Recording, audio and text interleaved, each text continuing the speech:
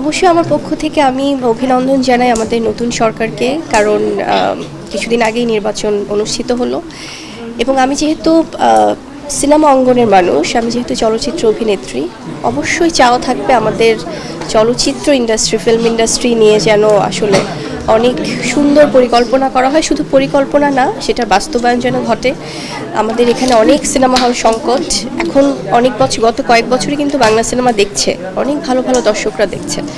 সেখানে সিনেমার পরিবেশ বা সিনেমা হল বাড়ানো, সুন্দর করা পরিবেশ এবং সিনেমার জন্য কাজ করা, বিনিয়োগ করা এবং কিভাবে একটি চলচ্চিত্র প্রতিষ্ঠান বা চলচ্চিত্র ইন্ডাস্ট্রি আসলে ভালো করবে সেদিকে একটু নজর দিলে আমার মনে হয় যে আমাদের সবার জন্যই বেটার। কারণ আমি যে অঙ্গনের মানুষ, আমি তো সেই কথাই বলবো।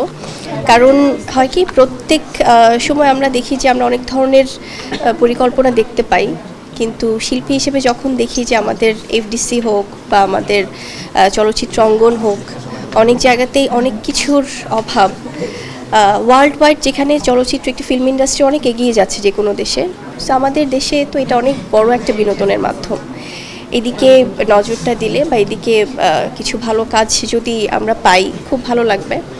আর অবশ্যই দেশে নিরাপত্তা চাই, শান্তি চাই, আর চাই গভর্নমেন্ট, আমাদের সরকার যা যা প্রতিশ্রুতি দিয়েছে তার সব কিছুই ওনারা আস্তে আস্তে করে রাখবেন, সেই প্রত্যাশা থাকবে। এবং সরকার এবং বিরোধী দল, পজিশন অপোজিশন মিলেমিশে যেন দেশের উন্নয়নে, মানুষের উন্নয়নে কাজ করে, সেটাই প্রত্যাশা থাকবে।